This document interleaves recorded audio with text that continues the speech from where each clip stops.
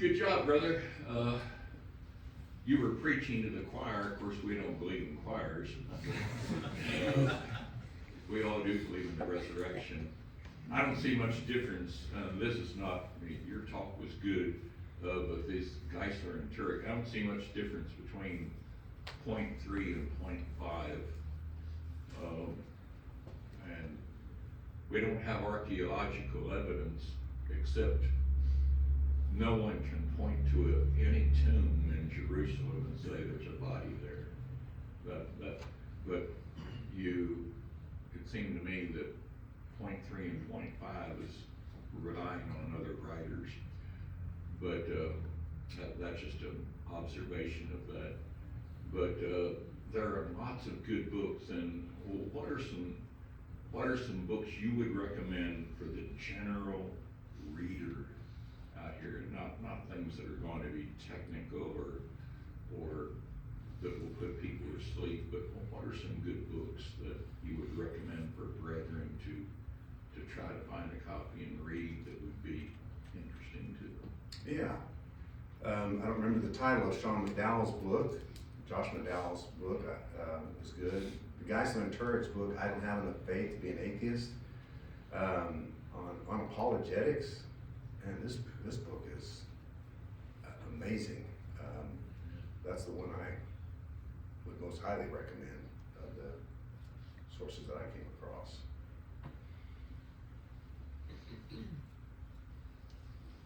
Jason. Thank you, Brother Brett. That was an amazing presentation. Now, by the way, Sean McDowell, that's evidence that demands a verdict. I love that study.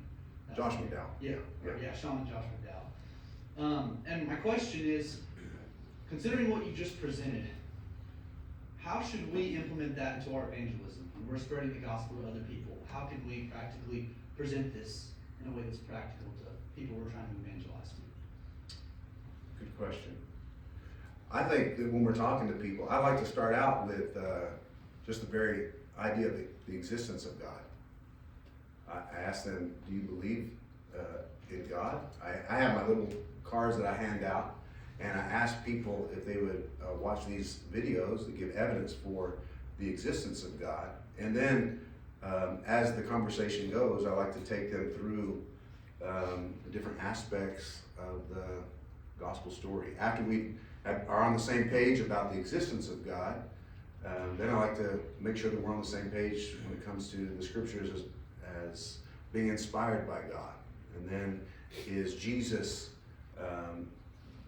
establishing that Jesus is the Son of God. And then from there, I like to talk about the plan of salvation.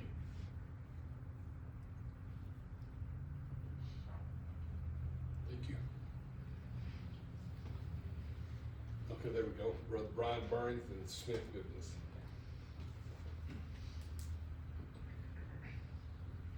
Beyond excellent, Brett. Really appreciate that. One book that I found several years ago by accident, I think it's also called Faith on Trial, by Pamela Ewing. And she was in the camp of an unbeliever, and again was applying rules of evidence to her investigation like that. Of course, came to the correct conclusion. Again, a very easy read and good that I recommend several times. But of course, there's a lot of people that haven't done any kind of evidence that we might, or any kind of investigation that we can come across, that then say, well, the Bible was just a storybook that was written later and written as proof of itself. You know, but many people don't realize, as you point out, the number of writers like Josephus and other historians that name Jesus as a real person, whether they believe in him as being the Son of God or not, but still prove that he existed. And I'd like to, if you have it available, maybe some of the other writers outside of even Josephus that name him historically, and not just the name Jesus, which was very popular, but still pointed out as the Jesus of Nazareth that way. List of some of the names. Yes. Well, some of the sources are Mara Serapian, Tacitus, Pliny,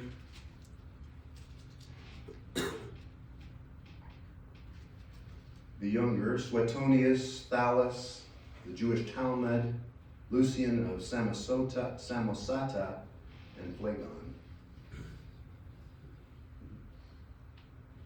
That book by Sean McDowell I was referring to was Evidence for the Resurrection, what it means for your relationship with God. Smith Bivens, please. Right behind you. Oh, I was looking back there.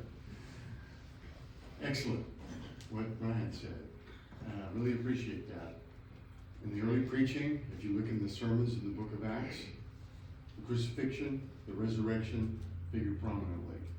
And to answer an earlier question, that's what we need to do. Now there's going to be a lot of pushback dealing with modern people when it comes to crucifixion and resurrection. People today don't like the idea of an atoning death for us sinners. A lot of people just reject the idea of a resurrection. It's just a fairy tale. But these give us opportunities to reply and respond, and that's what Paul did. That's what Peter did. They reasoned with people and they taught people. Talking about a very popular treatment of the resurrection, although it's got a title that I don't like. You've quoted Lee Strobel in your talk.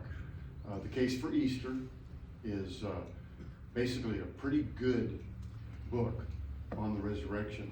Another one that was actually relied on heavily by Josh McDowell in his Evidence That Demands a Verdict and other writers, is Frank Morrison's Who Moved the Stone. And there's a lot of material available from Apologetics Press that will get you up to speed on a wide variety of apologetic issues, including the resurrection. Apologetics Press is an organization run by pretty conservative members of the Cups and Classes congregations. Most of their material that I have encountered has been sound, and I can recommend it and tell people you can find information on that here. So those would be good sources, just the regular person in the pew, I think. And of course the material by Habermas and Lacona on the resurrection is all excellent material, especially for someone wanting to do a deep dive. Thank you. Big Hanegraaff also has a book on the resurrection that is beneficial. Somebody asked a question earlier, and I think I have a little bit better answer than what I gave a minute ago. The way you can use the idea of the resurrection in a conversation is, you ever think about what will happen after you die? And then that opens up the conversation, and then you can respond to whatever they say. If you get it to the hope that we have. I was visiting in London on a Wednesday night, and after services, a lady came in from China. She was with a man from Turkey, and she came in, she said, because she saw on the outside of the building the Hope Chapel. And she said that hit her, because she said in her country, she's working with the British Museum, and she was at a responsible position with a museum in China. And she said, my people have no hope. And she said, I want to know more about this hope. So we were able to talk about 30 minutes, even though the guy from Turkey had no interest at all in the conversation. And then she showed up that Lord's Day for services. I've been unable to establish contact with her, reestablish contact with her. But I think these are things that we hope, yeah, we have hope. We have hope. But I think maybe we can use that more effectively with others than we do. And let's understand that the word that's translated hope in the New Testament is not wish, it's confident expectation. We have that through the resurrection of Christ. Brother Kevin Presley, and then Glenn Osprey. That was good, Brett, and it's fascinating to me just how central the resurrection is. I mean, to me, that is the greatest apologetic. It's the linchpin of Christianity. Speaking of archaeological, quote, evidence, I'm always skeptical of things like this, but I'm curious, have you done much reading on the Shroud of Turin? If so, do you have an opinion about that? I've done some. I continue to look at what's available. I have very serious doubts about it. I've not been convinced of that, but that's all I would say on that topic. Glenn, and then back on the other side. Kind of related to that, a question has been raised. What's the difference between the over 500 people seeing Jesus and the supposed sightings of Mary, the mother of Jesus, by thousands in Fatima in 1917? Well, the 500 saw the resurrected Jesus in the flesh. It's an embodied physical appearance with tangible interaction, like Thomas touching wounds, which are distinguished from the many so-called Marian sightings, which are often described as apparitions or visions. And another question is, how do these people know? They say it's Mary, but how do they know it's Mary? Could it not be an evil spirit? Satan transforms himself into an angel of light. 2 Corinthians 11:14. No, I don't know if this is working now or not, but you know, in the scriptures, we have one writer that says, "I write this to you by way of reminder." I want to emphasize the fact that these facts need to be taught often. We need to reflect on whether it's been dealt with within the last few years. My daughter came to me, said, "I have questions that haven't been answered lately," and I reflected whether we have dealt with some of these proofs. And I'm telling you, brethren, it's a scary thing whenever they get to be adults and say, "I haven't heard this in a long time," and we presume that everybody knows and understands the foundations for our faith. And then we find to our chagrin that we have not laid that foundation or supported it through the years. And I just want to say, make sure that this information is reiterized time and time again through the years. Don't let a year pass that we don't have this kind of sermon, or you regret it. I heartily agree with that, brother. I think what happens is we feel like we thoroughly understand the subject, and we got that, and we place that, and we put that over on everybody else. And there's people who are much younger than us that may not have ever heard that. And so I'm so glad you made that point. Amen. Nick, and then Brother Art.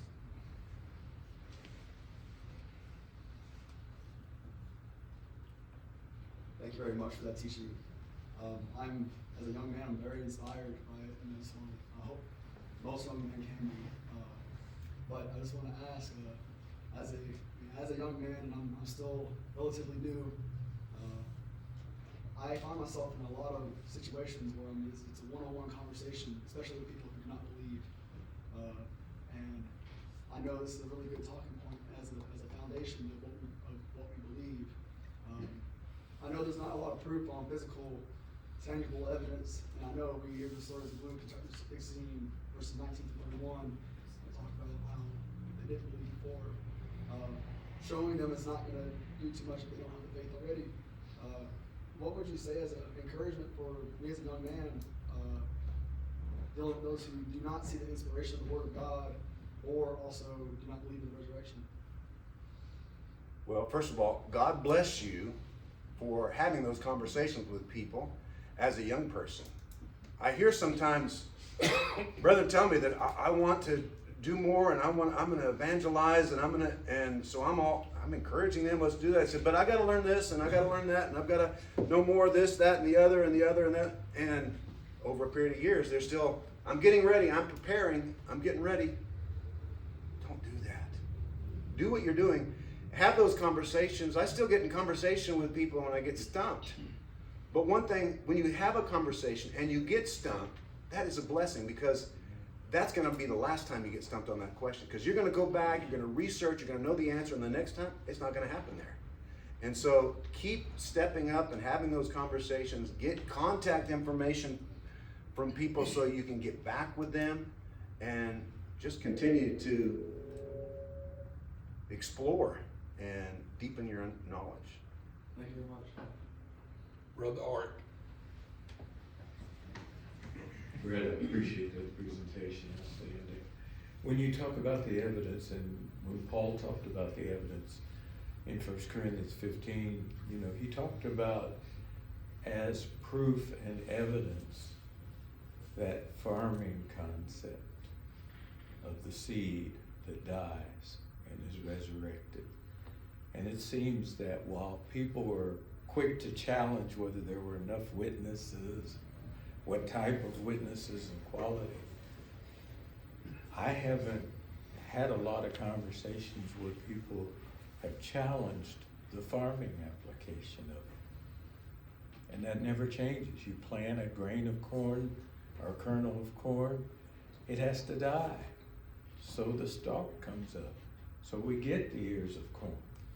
And those kind of, shall we say, proof and evidence are seemingly undeniably clear things that still exist today, that whether you're an atheist or not, if you plant a kernel of corn, you're not going to grow apples. And that's a proof that I think we need to lean on a lot more when we talk about the resurrection also. Thank you, brother. Paul uses that argument a lot. Yes. We still have a few minutes. Brother Brian Burns.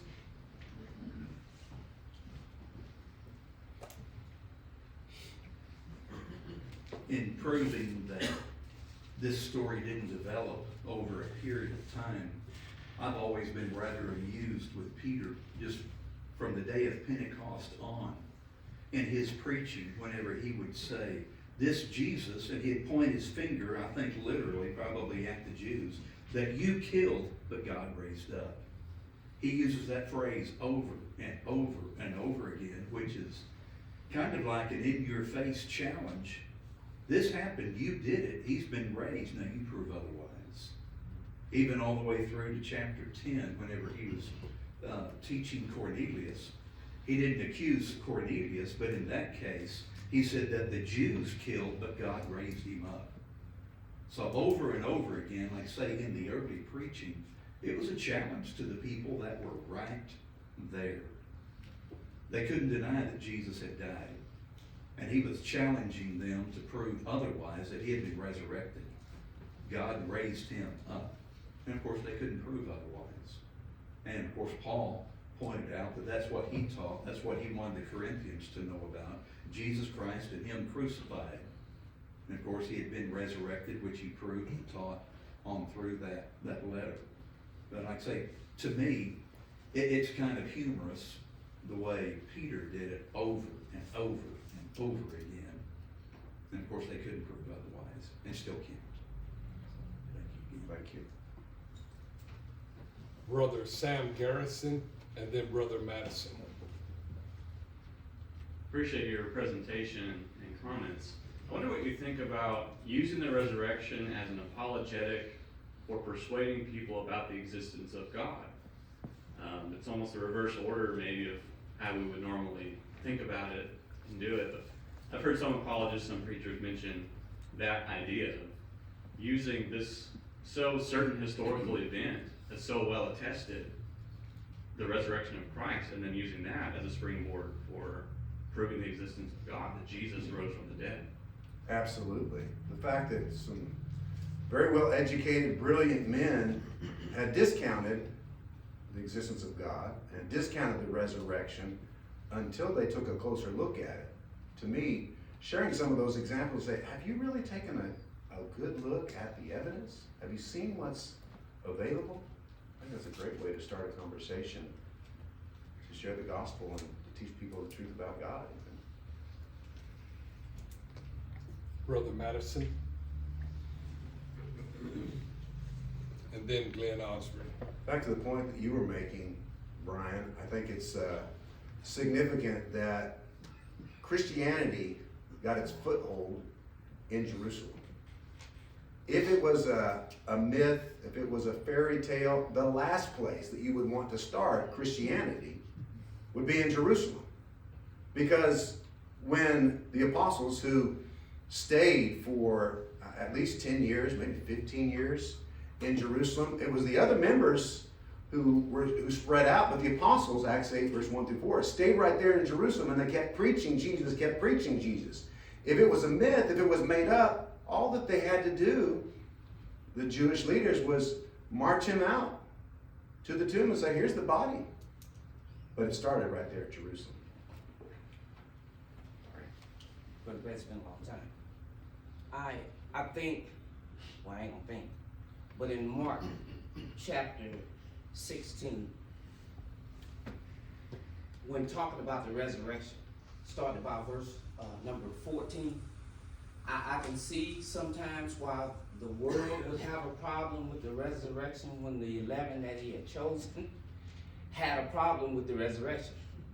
They came back and told all the 11 that he had risen, and they didn't believe.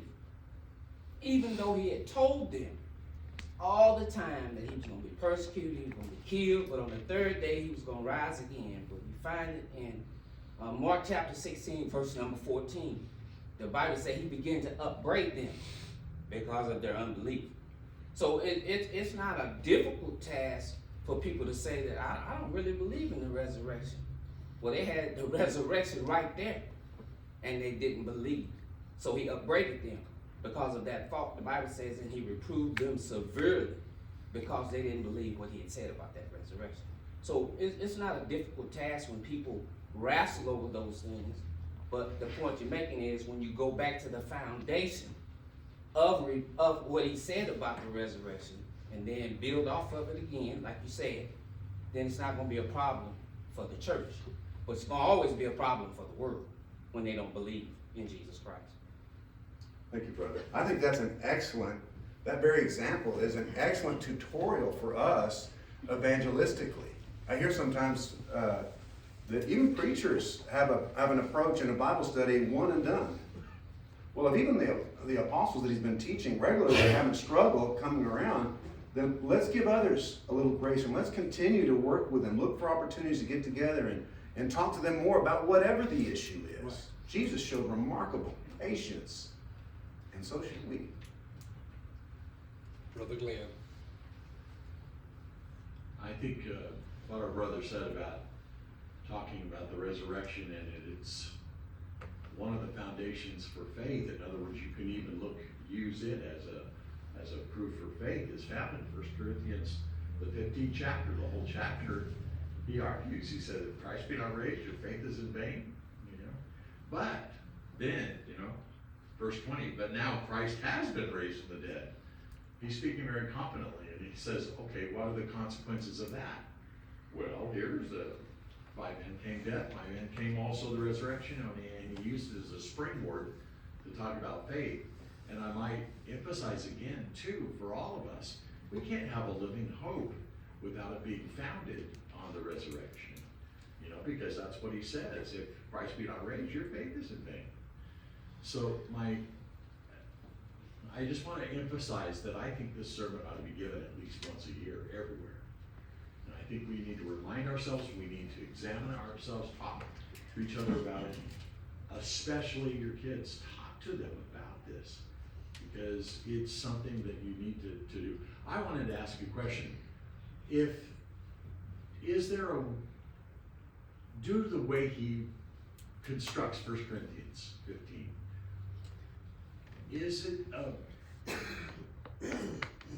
is the challenge of people's unbelief, shouldn't we be making more of that and having people understand that their questioning of these truths without examination is a religious bias? In other words, I think atheism is a religious position, it's not a political one. And it's certainly not a scientific one in a lot of ways. And we need to recognize that atheism is a faith system, but it's one without foundation. And so my argument is similar to his in 1 Corinthians 15. Can't we just say, now look, you're making a moralistic argument against Christianity because you don't want to believe that.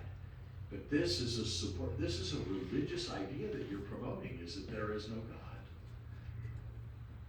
I wonder if we could start there, is what I'm really trying to say. Yes. I think it's beneficial.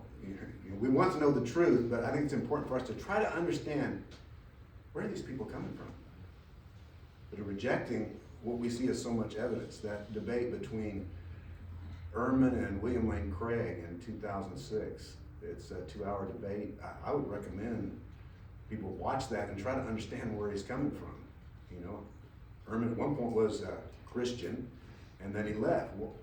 What is he going to try to say to defend where he's at? I think that's important for us to try to understand, and I think we can better answer them when we know where they're coming from. One more question, please, Brother Madison, and then you can have your 2 or 3 minutes summation if you want to. I wanted to conclude Hang on. a little bit. Oh, wait.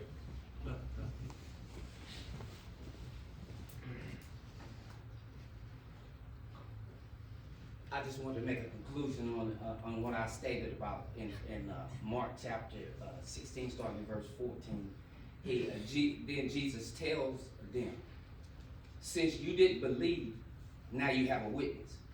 Now I want you to go into all the world and prove to them that I have risen. That was their job. And he upbraided them, in fact, before he sent them out to do all of this work. So then he tells them, now y'all go out and convince others that I have risen. So I think the brother made a real good point about the resurrection. Paul tells the Corinthians, if there's no resurrection, then what y'all have done thus far has been in vain. So we know that the Sadducees didn't believe, they didn't hardly believe in anything. They didn't believe in angels, they didn't believe in the resurrection. That's a whole bunch of stuff, but you're well familiar with that. But then he upbraids them and tells them, now y'all go convince other nations that I have risen. Would you like a closing comment or anything? It is fascinating. I'd just like to share this, that to listen to Bart Ehrman try to put up contradictions, you think, okay, this guy is a peerless scholar, really. He's got so much knowledge at his disposal and all the things that he's read and the languages that he's studied and all of this. What's the best that he's got? And some of the contradictions that he makes included this that I hadn't heard before, like in 1 Corinthians 15:5, where the Apostle Paul refers to the 12. He says, there weren't 12. Judas was already deceased, as if that was some major kind of contradiction. Yes, he was deceased, but the phrase, the 12, as Robertson and Plummer put it, is an official name for the apostolic body. The Septuagint, the word Septuagint means 70, but technically there were 72. And,